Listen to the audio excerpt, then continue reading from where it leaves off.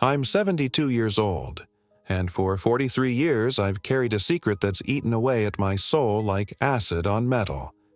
Before I die, before this cancer takes what little time I have left, I need someone to know the truth about what happened in those mountains. About Marcus.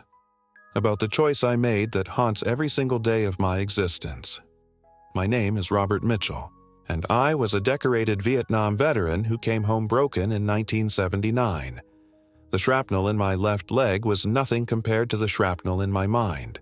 Fragments of memories that would cut me open at random moments, leaving me bleeding on the inside where no one could see. The VA doctors said I had what they called adjustment disorder, but what I had was a soul that had seen too much death, too much senseless violence, and had lost faith in the basic decency of mankind. They sent me to work as a security guard at a remote government research facility in the Cascade Mountains of Washington State. Compound 7, they called it, tucked away in a valley so remote that supply trucks only came twice a week, surrounded by old-growth forests that stretched for hundreds of miles in every direction. The pay was decent, the work was quiet, and most importantly, it was far away from the crowds and chaos that made my anxiety spike like a fever. They told me it was wildlife research. They told me I'd be watching over scientists studying endangered species. Bears, wolves, maybe some rare birds. What they didn't tell me was that I'd spend the next 3 years feeding the most intelligent, most human-like creature I've ever encountered. A creature the government had captured in the spring of 1982 and was slowly killing with their experiments, one tissue sample at a time. I called him Marcus, though I'm sure that wasn't his real name. I never learned what his people called him, what sounds carried the weight of his identity in whatever language they spoke in the deep places of the forest. But Marcus felt right somehow. Strong, dignified, the kind of name that carried respect. For 3 years, from November 1982 to March 1985, I was the only person in that facility who treated him like the sentient being he was, rather than the specimen they wanted him to be. I fed him, I talked to him, I watched him grieve for his lost freedom with tears that looked exactly like mine. Clear, salty, and born from a pain that went deeper than words could reach. I watched him create art from scraps of food and torn fabric, arranging them in patterns that spoke of a mind capable of abstract thought, of beauty, of hope even in the darkest circumstances. And when the time came to choose between my government pension and his life, between following orders and following my conscience, I made a decision that saved him but destroyed everything I thought I knew about loyalty, duty, and what it means to be human. The door I finally opened wasn't just to his cell. It was to a truth so profound it changed everything I believed about intelligence, consciousness, and our place in this world. Behind that steel door wasn't a monster or an animal or even an undiscovered species. Behind that door was someone with thoughts and feelings and memories of a life stolen from him by men in white coats who saw him as nothing more than a puzzle to be solved through dissection. I've spent 40 years trying to forget the sound Marcus made the night before I set him free. A low, keening wail that started deep in his chest and rose until it filled every corner of his concrete cell. It wasn't the sound of an animal in distress. It was the sound of someone singing a funeral song for himself, saying goodbye to hope, preparing to die with whatever dignity he could manage in a place designed to strip away everything that made him who he was. That sound still wakes me up at night, even now, even after all these decades.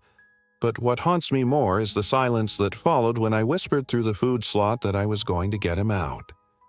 The complete, absolute silence of someone afraid to believe in salvation because hope had become too dangerous to carry. Tomorrow, I start my final round of chemotherapy. The doctors give me 6 months, maybe less. I've made my peace with dying.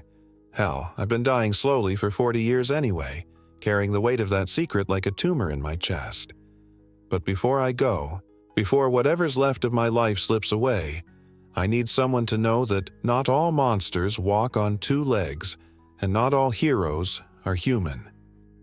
I need someone to know about Marcus, about the choice I made in those mountains, and about the moment when everything I thought I knew about the world cracked open like an egg, revealing something beautiful and terrible and true underneath. This is my confession. This is my testament. This is the story of how a broken soldier and a captive giant taught each other what it really means to be free.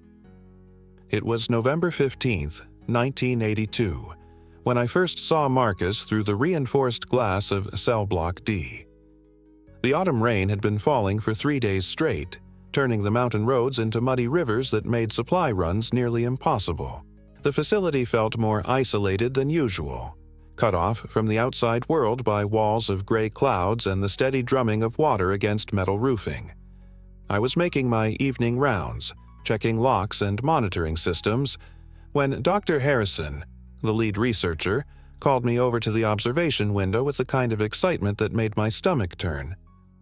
"Mitchell, you need to see what we brought in last week," he said, his voice carrying that clinical enthusiasm that reminded me too much of the medics in Saigon who got excited about treating unusual wounds. Caught him near Mount Rainier. Adult male, approximately 8.5 feet tall, estimated weight 450 pounds. Completely unprecedented biological discovery. Doctor. Harrison was a thin man in his 50s, with gray hair and wire-rimmed glasses that reflected the fluorescent lights when he moved his head. He'd been at the facility for 6 years, he told me, studying anomalous wildlife specimens for various government agencies. The way he talked about his work, cold, detached, purely scientific, reminded me of the officers who planned bombing runs without ever thinking about the villages below. But when I looked through that thick, bulletproof glass, I didn't see a specimen or a discovery or an opportunity for scientific advancement. I saw a broken soul sitting in the corner of his concrete cell, his massive frame hunched over like a man carrying an invisible weight too heavy to bear. His fur was matted with dried blood and dirt, and there were fresh wounds on his arms where they'd taken tissue samples. Bandages covered what looked like surgical incisions on his chest and shoulders. What struck me wasn't his size, though he was enormous, easily the largest humanoid creature I'd ever imagined could exist, or his otherworldly appearance. It was the look of profound sadness in his dark eyes, a sadness so deep and familiar that it hit me like a punch to the chest. I'd seen that same look in the mirror every morning since returning from Southeast Asia. It was the look of someone who had lost everything that mattered and was trying to figure out how to keep breathing anyway. The cell was maybe 10 by 12 feet, with concrete walls painted institutional green, a metal toilet in one corner, a thin mattress on a raised concrete platform, and nothing else. No windows, no books, no stimulation of any kind. Just cold concrete, harsh fluorescent lights that never turned off, and the constant hum of ventilation systems. It looked exactly like the isolation cells I'd heard about in POW camps, designed to break the spirit as much as contain the body. Dr. Harrison explained their feeding schedule with the matter-of-fact tone of someone discussing livestock. Twice daily nutrition blocks, scientifically formulated to meet all biological needs, measured and weighed, delivered through a slot in the door. "Don't interact with the subject," he warned, tapping the observation window with his pen. "Don't make eye contact, don't speak to it, don't deviate from the feeding protocols. We can't afford to have our research compromised by emotional attachment or anthropomorphization. It's crucial that we maintain scientific objectivity." That first night, I couldn't sleep. I kept thinking about those eyes, about the way they'd tracked my movement as Dr. Harrison showed me around the cell block. I'd grown up hunting with my father in the mountains of Montana, and I knew the difference between animal awareness and something deeper. What I'd seen in that cell wasn't the blank stare of a trapped animal. It was the conscious, calculating gaze of someone taking my measure, trying to figure out if I was a threat or possibly, just possibly, someone who might understand. Around midnight, I found myself back at the security station, watching the monitors that showed every corner of cell block D. Marcus, though I didn't know that would become his name yet, sat against the far wall, occasionally touching the fresh wounds on his arms with the careful precision of someone checking damage. Sometimes he made soft sounds that weren't quite human, but weren't animal either. Low, melodic tones that rose and fell like questions nobody was answering. Around 3 a.m., something happened that changed everything. He looked directly at the camera, and I swear he saw me watching through that electronic barrier. His eyes met mine across the distance of circuitry and metal, and something passed between us. Recognition, maybe. One broken being acknowledging another across the vast gulf of species and circumstance. The next morning, when I delivered his nutrition block through the slot, he didn't take it immediately like the report said he always did. Instead, he approached slowly, carefully, the way you'd approach a wounded animal that might bolt or bite. When he reached for the food, his massive hand briefly touched my fingers through the opening. His skin was warm, calloused like a working man's hands, and surprisingly gentle. He held my gaze for a long moment, and I saw intelligence there, deep, ancient, and completely aware of his situation. That's when I knew everything they were telling me about this specimen was a lie. This wasn't a mindless creature to be studied and dissected. This was someone who understood exactly what was happening to him, someone who was enduring it with a dignity that put his captors to shame. And for the first time since I'd come home from the war, I felt like I had a purpose that mattered. Over the following months, our interactions became the lighthouse that guided me through the fog of my own damaged mind. I started arriving early for the evening shift, sometimes 2 hours before I was scheduled to begin, bringing real food instead of just the nutrition blocks that Dr. Harrison's team had calculated to meet Marcus's biological needs. Apples from the orchard near my cabin, bananas from the commissary, sometimes leftover sandwiches from my lunch. Food that had flavor, texture, the memory of sunlight and soil and seasons changing.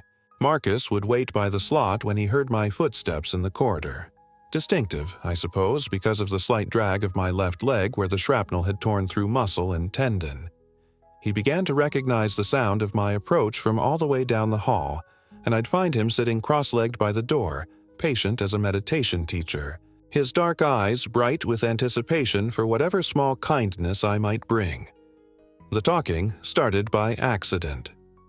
One December evening, when the mountain cold had settled into my bones and stirred up memories I'd rather leave buried, I was having a particularly rough day. Flashbacks from the war had been hitting me like artillery rounds all afternoon. The smell of burning diesel fuel, the sound of helicopters, the faces of friends who didn't make it home. I found myself speaking to Marcus as I delivered dinner, the words spilling out before I could stop them. "Rough day, Marcus," I said without thinking, using the name I'd started calling him in my head. Sometimes I wonder if any of us know what the hell we're doing in this world. Sometimes I think we're all just pretending we understand the rules, when really we're all lost, making it up as we go along. He tilted his massive head, listening intently, and made a sound that was almost like a question, a low, rumbling tone that rose at the end. It was so clearly a response, so obviously an attempt at communication, that it took my breath away. From that night forward, I'd spend my breaks sitting by his cell, talking about everything. The weather, my tour in Vietnam, my struggle with what the doctors called PTSD, my sense that I'd lost my purpose in the world, my growing certainty that the facility was doing something fundamentally wrong. Marcus was an incredible listener. He'd sit facing the door, occasionally making soft grunting sounds that seemed to indicate understanding, sometimes nodding in a way that was unmistakably human. When I talked about the war, about the friends I'd lost and the things I'd seen, he'd grow very still, as if he understood trauma in his bones the way I did. When I mentioned feeling isolated, cut off from other people who couldn't understand what I'd been through, he'd reach his hand toward the slot, palm up, an invitation for contact that always made my throat tight with emotion. These moments of connection became sacred to me, the only part of my day that felt real and meaningful. The rest of my time was spent going through the motions, checking locks, monitoring systems, filing reports. But those evening conversations with Marcus were when I felt most alive, most like the man I'd been before the war broke something essential inside me. I started observing him more carefully during the day shift, taking notes that I never put in any official reports. Marcus had routines that showed remarkable intelligence and creativity. He'd arrange small objects, bits of food, threads from his mattress, even dust particles, in complex geometric patterns on his cell floor. When the cleaning crew came twice a week, he'd become visibly agitated, carefully memorizing his arrangements before they were destroyed with mops and industrial disinfectant, then rebuilding them exactly the same way afterward with the precision of an architect working from detailed blueprints. He understood cause and effect, had a clear sense of ownership and personal space, and demonstrated what could only be called artistic expression. Some of his patterns were purely decorative, spirals and interlocking circles that served no practical purpose except beauty. Others seemed to have deeper meaning, symbolic arrangements that I couldn't decipher, but that clearly meant something important to him. The real breakthrough came in February 1983. I'd brought him an orange, thinking he might enjoy the sweetness after weeks of nutrition blocks that had all the flavor of cardboard.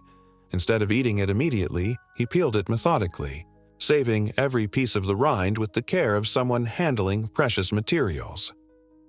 Over several days, he arranged the dried peels into a shape I eventually recognized as a rough map: mountains, valleys, and what looked like a river system. He was showing me his home. When I pointed to different areas and made questioning sounds, he'd grunt yes or no, sometimes adding gestures that seemed to indicate distance or direction. We were communicating across the barrier of language and species, sharing knowledge in a way that felt miraculous. This wasn't a dumb animal responding to conditioning. This was someone with memories, knowledge, and a desperate desire to return to a place that meant everything to him. But with each passing week, I watched Marcus deteriorate in ways that had nothing to do with physical health. The daily blood draws, tissue samples, and psychological tests were breaking him down from the inside. The spark in his eyes was dimming, and I realized with growing horror that I was witnessing a murder in slow motion. The government wasn't just studying Marcus, they were killing him, piece by piece, in the name of scientific advancement. And I was complicit in it, feeding him and talking to him and pretending that my small kindnesses somehow balanced out the larger cruelty of his situation. The weight of that knowledge settled on me like lead, and I knew that sooner or later I'd have to choose between following orders and following my conscience. I just didn't know yet how high the price would be. By spring of 1984, I wasn't just a guard anymore. I was Marcus's only advocate in a system designed to erase his humanity one procedure at a time. The research had intensified dramatically, with daily experiments that left him weak and disoriented, his massive frame trembling from medications they injected to keep him docile during testing. Dr. Harrison spoke about these procedures with the detached enthusiasm of a mechanic describing engine repairs, never acknowledging that each test caused real suffering to a conscious being who understood exactly what was happening to him. I started finding excuses to extend my shifts, to spend more time near Cell Block D, because I could see Marcus was losing hope in ways that went deeper than physical exhaustion. The light in his eyes was fading, replaced by the 1,000-yard stare I'd seen in soldiers who'd been pushed beyond their breaking point. He'd stopped making his intricate patterns on the floor, stopped responding to my attempts at conversation with his usual attentiveness. Sometimes I'd find him sitting motionless for hours, staring at nothing, his breathing so shallow I'd have to check the monitors to make sure he was still alive. The other guards thought I was getting too attached, and they weren't shy about sharing their opinions. "It's just an animal, Mitchell," Sergeant Torres would say during shift changes, shaking his head at my obvious concern. "A big, weird animal, but still just an animal. Don't let it mess with your head. You're already carrying enough baggage from the war without adding this creature to your list of problems." but they hadn't spent hundreds of hours watching Marcus demonstrate intelligence that rivaled any human I'd known. They hadn't seen him arrange and rearrange his orange peel map, adding new details as his memories of home became clearer. They hadn't witnessed him cover his face with his hands when the medical teams approached, a gesture of shame and fear that was heartbreakingly human. They hadn't watched him try to communicate through increasingly sophisticated gestures and expressions, developing what amounted to a sign language that grew more complex every week. My personal life began to crumble under the weight of the secret I carried. I'd moved to Washington specifically to start fresh after the war, maybe find a nice woman who could help me remember what normal felt like, build something stable and peaceful. Instead, I found myself canceling dates because I couldn't stop thinking about Marcus alone in his cell, wondering if he understood why I left him every night, if he thought I'd abandoned him too. Sleep became impossible. I'd lie awake planning ways to make his captivity more bearable, smuggling in books with pictures he might enjoy, finding ways to give him more time outside his cell, somehow convincing Dr. Harrison that the research was fundamentally flawed. During my days off, I'd drive aimlessly through the mountain forests, looking at the vast wilderness that stretched for hundreds of miles, wondering if somewhere out there his family was searching for him. Did they have search parties? Did they mourn for him? Did they understand what had happened, or did they think he'd simply vanished into the endless green silence of the deep woods? The worst part was watching him change from someone fighting to survive into someone preparing to die. Marcus had begun showing signs of what could only be called clinical depression. He stopped eating unless I personally brought him food and sat with him while he consumed it. He stopped making any sounds at all, even the soft grunts and melodic tones that had become our shared language. Sometimes I'd find him sitting in the corner of his cell, rocking back and forth for hours, his arms wrapped around his knees like a traumatized child.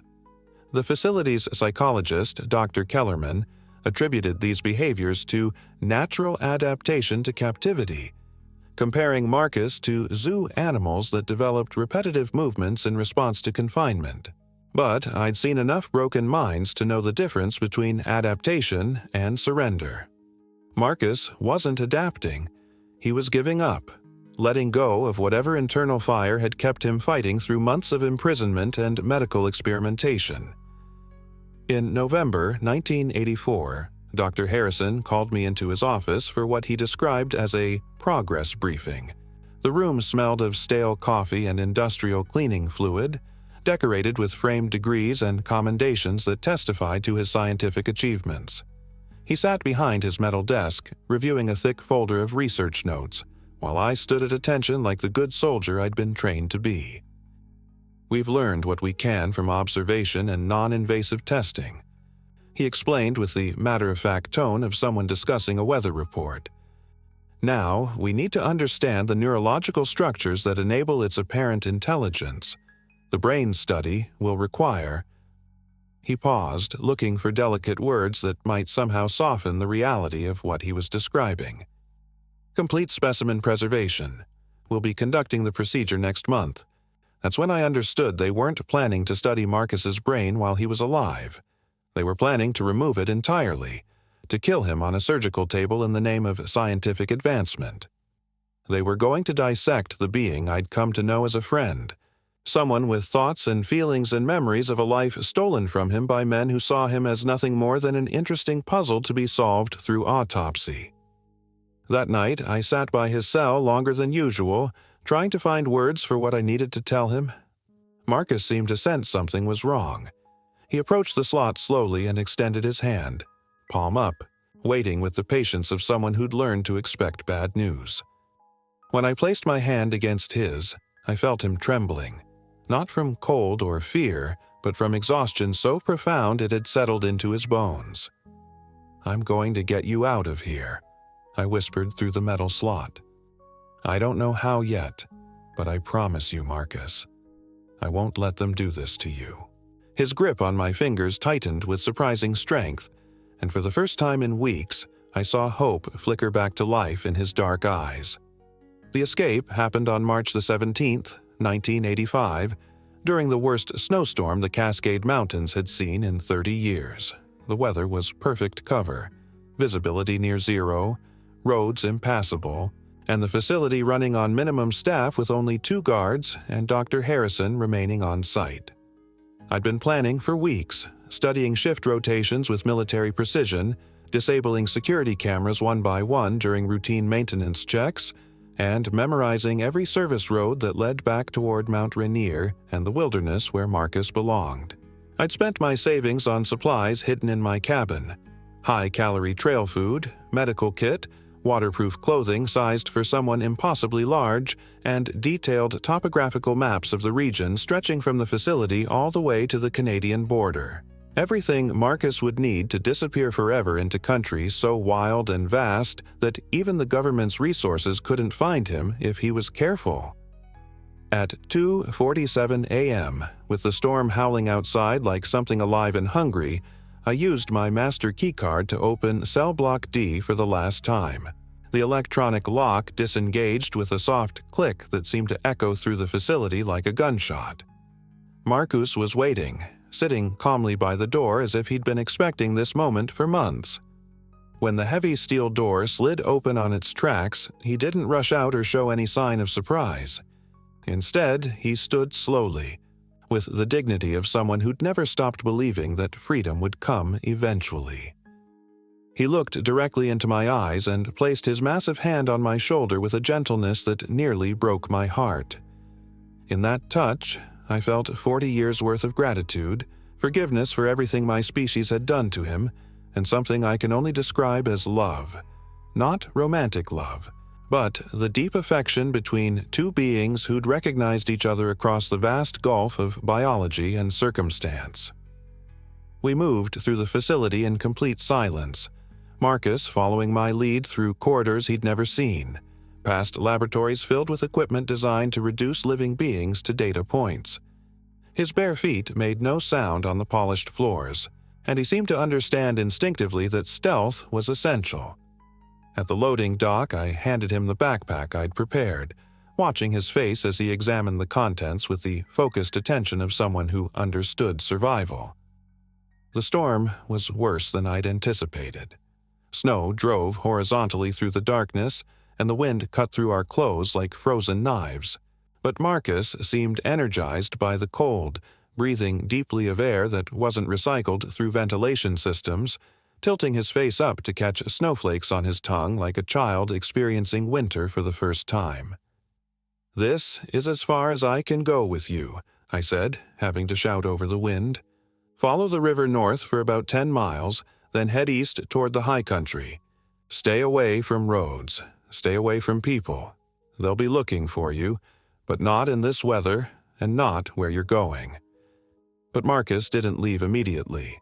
Instead, he reached into his mouth and pulled out something small, a smooth river stone about the size of a quarter, worn perfectly round by countless years of flowing water. He'd somehow kept it hidden during all those months of captivity, through medical examinations and cell searches, protecting this one small piece of his homeland with the determination of someone holding on to their last connection to everything they'd lost. He pressed the stone into my palm and closed my fingers around it with both of his enormous hands. Then he placed one hand over his heart, then over mine, looking directly into my eyes with an expression of gratitude so profound I felt it in my bones. I understood. He was giving me a piece of his world, acknowledging that despite everything humans had done to him, he'd found one he could trust. The last I saw of Marcus, he was walking into the storm with steady, purposeful strides, the backpack secured across his shoulders, becoming one with the swirling darkness and snow. He moved with the confidence of someone returning home after a long, terrible journey, and I knew with absolute certainty that he would survive whatever came next.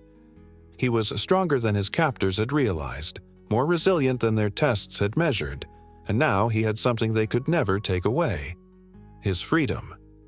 By morning, the facility was in chaos. Dr. Harrison accused me of sabotage, of undermining months of crucial research, of releasing what he called a potentially dangerous specimen into populated areas. but without proof beyond the obvious fact that I'd been on duty when the escape occurred, they could only terminate my employment, revoke my security clearance, and make sure I'd never work in government again. My career was over, my pension lost, and I was officially persona non grata in the intelligence community.